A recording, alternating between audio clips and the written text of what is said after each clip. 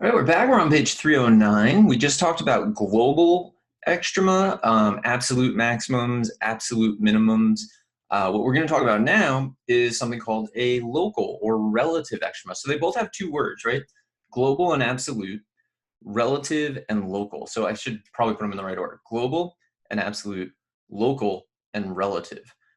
So let's look at what a relative extrema is. And you kind of already know what a relative extrema is because you've seen them before, right? So algebra 2 or just a general polynomial, you'll graph it and you'll look at it and be like, like, how do I find these points? They're really, like, just looking at it, not even knowing anything that's going on. These points look interesting to me. So I like the way it's like zooming in. It's like panning to zoom in there. All right.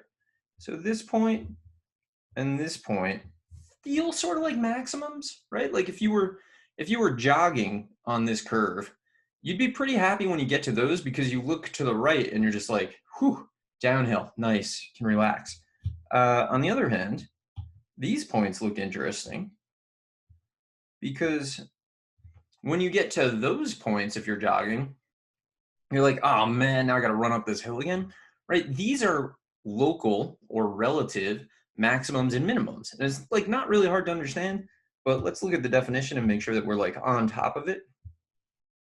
So there's a really there's a really specific thing that you have to keep in mind here. So a local minimum at x equals c, if f of c is the minimum value of f of x on some open interval in the domain. So open interval, here we go, highlight open interval in the domain containing c. On the other hand, the local maximum is just going to be the biggest value on some open interval. It's got to be on an open interval. So why am I highlighting that? Part of why I'm highlighting that is that since you need to be on an open interval, these can't happen at endpoints. It is not possible to have one at an endpoint. So for example, if I had a graph that looked sort of like this,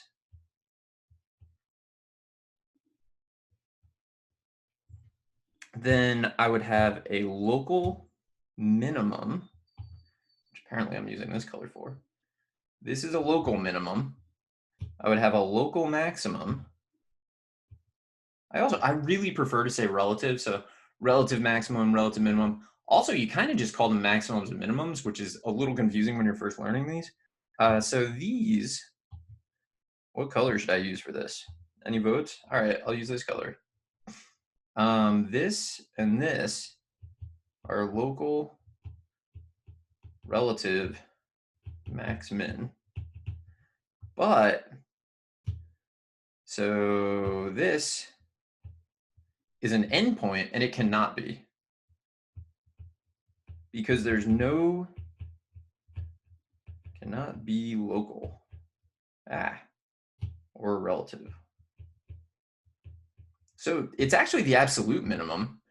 Absolute maximums and minimums can occur at endpoints. Local or relative maximums and minimums cannot occur at endpoints because there's no open interval that contains that value. So this has the same problem. So those are endpoints that can't be local. They could be absolute, but they cannot be local by definition. And you just kind of have to accept that. It takes some people a little while. So that's this. It's a big deal, and it shows up here also. So relative extrema cannot occur at endpoints because they're not contained in open intervals. All right, so just think that through for a little bit. It's a definitional thing. So like, when they're coming up with definitions, they could have gone a different way, but they didn't because we weren't there, to help them see their way through that. So we have to go with what it is, and local has to be on an open interval. All right, so here's like one of the biggest ideas you're going to run across. If a function is differentiable, which means the derivative exists at a local max or min, then the tangent line to the curve is horizontal at that point. This makes sense to me. And think back to all the things that we've done, right? If the derivative is positive, then the function is increasing. If the derivative is negative, then the function is decreasing. So if the derivative exists at a place where the function goes from increasing to decreasing, the derivative must be 0 at that point. It's the only way you can go from negative to positive or positive to negative is to be 0 if you're differentiable. There are other options where it's not differentiable. But if a function is different, this is worthy of some kind of highlight. How extreme do I think this is? I think it's this color extreme. How big should it be? I think it's this big. Okay, so that's a really big important thing. So if a function is differentiable at a local maximum or minimum, it will definitely have a derivative of 0 there. The tangent line will be horizontal. So let's look at this picture. It's a picture of f. So you have to really focus in now, like, am I looking at a graph of f? Am I looking at a graph of f prime? Like, you have to know which one you're looking at. But here, graph of f, and what we want to do, identify points at which the function has relative extrema and a horizontal tangent line. Okay, so A cannot be a relative extrema, nor can n, right? Because those are endpoints. Those are out. So maybe what I'll do is I'll actually like draw in the tangent lines.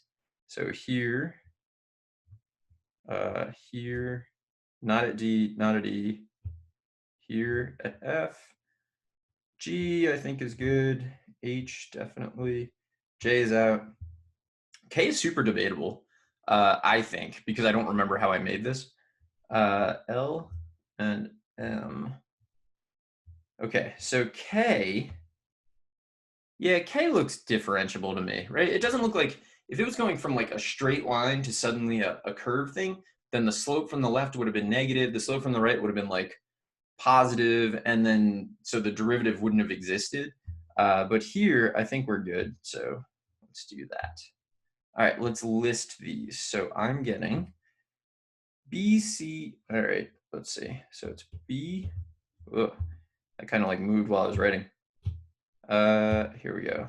B, C, F, G, H, F, G, oops, H, not J, K, L, M, K, L, M. KLM is an answer in crossword puzzles a lot. I think it's like some kind of like, I don't know, like Scandinavian, like, I don't know, like a freight company or something like that, I think. I could be not remembering that correctly. Sometimes when I'm making these videos, it's hard to remember things that aren't about these videos, which is like a really weird, like mental thing that happens. All right, identify the points at which the function has a relative extrema but is not differentiable. So when you're looking at a graph, to find a point where a function is continuous but not differentiable, consider a roller coaster. A point where there's a relative max or min, but the function is not differentiable, or just not differentiable in general, are places where a roller coaster ride would be very, very bad. So if you look at this, and I'm going to just circle them because there is no tangent line, so it's like you can't really do the tangent line thing. Let's go with this. So that's probably really similar color. Let's go with this. Okay, so at point D, if you're on a roller coaster, you're going to have a bad time. Same at point E, point J, and that's it. So A and N, because they're endpoints, relative extrema, like it doesn't matter. That's not really an option for them. So here it's just going to be D, E, and J. All right, so D, E, and J. Okay, so let's look at this. In this figure, are there any relative maximums or minimums that didn't occur where either the derivative was equal to 0, so there's a horizontal tangent line, or the derivative didn't exist?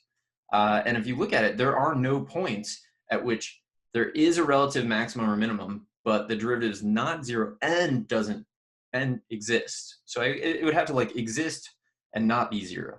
That just doesn't ever happen. That's actually a rule. And so let us define a term that we will use a lot. So the term is, and I have actually put a border on this. This one's really important. So we're going to go big highlighter. A critical point is a point C in the domain. Everyone forgets that. It's in the domain of f of x, at which f prime is equal to 0 or f prime does not exist. Why do you think these are called critical points? Let's get the highlighting done. There. And then, because I want to like doubly highlight in the domain, Let's see what this looks like. I'm thinking it's not going to look great. Okay, not bad. Okay. So it's a point in the domain of f of x at which f prime is 0 or f prime doesn't exist. So why do you think we have this name? Well, think about what we just said, right? The points where the derivative is 0 or doesn't exist are places where you could have a relative maximum or minimum. They're critical points. They're like really important. So the critical points are the points where things can happen on your function. Critical point in the domain at which f prime is 0 or f prime does not exist. You must memorize that. You must memorize all the parts of it. It has to be in the domain. Derivative has to be 0 or does not exist. The easiest thing to forget is that it's got to be in the domain. The next easiest thing to forget, for bizarre reasons, is that a critical point is where the derivative doesn't exist also. Like everyone focuses in on where it's 0 because those are like the cool ones.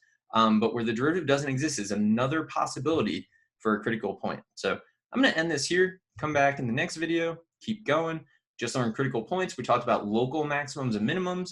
There's clearly some sort of connection there, and we're going to get to that in the next video. So I will see you then.